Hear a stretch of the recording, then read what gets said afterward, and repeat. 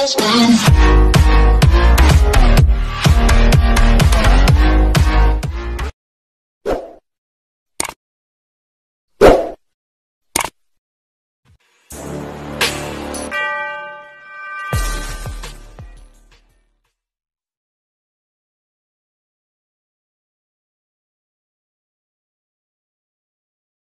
Ang atong oras, alas 3:20 ang tagda sa hapon, kini yung Super Banshee Telisik.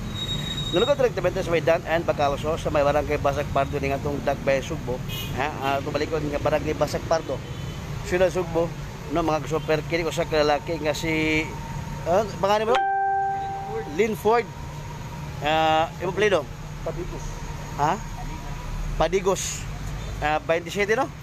Kisa usa ka kanhi dishwasher sa usa ka idila nga ulukan sa Dagbay Sugbo, no? Diato nganlan mga igala mga super na sakmitan og kaning 50 gramos o DDB value nga 340,000 pesos subay sa DDB value ag sige bagay nga bypass operation sa mga sakop o ahente sa Philippine Drug Enforcement AG7 mo na siya mga super manura mo na si Badigos, no?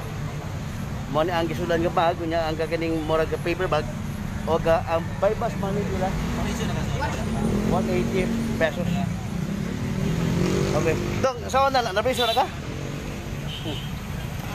Masa ba ni? Kasi kasabutan ninyo ano eh? Pili bayad ni mo? Ha? Kuska. Si Kuel. Kasi pa nga sarap pa da? Masa Eric? Oh, Eric Bangan? Di ay. Semua ni mga super no. Ang kaniba og siya po ng mga nasagmit. Ay karong hapon no. Diya sa may barangay Basag Pardo mga igala mga super. Karong hapon no sa kinig pagpangronda sa mga ahente sa Philippine Drug Enforcement AG7. Imo amigo imong kontak ani? Text mo o nag-chat mo? Nag-chat mo? Text day. I see. Okay sir. Mano no, mga igala.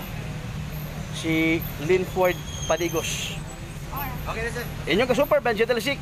Mayang hapon, mga igala.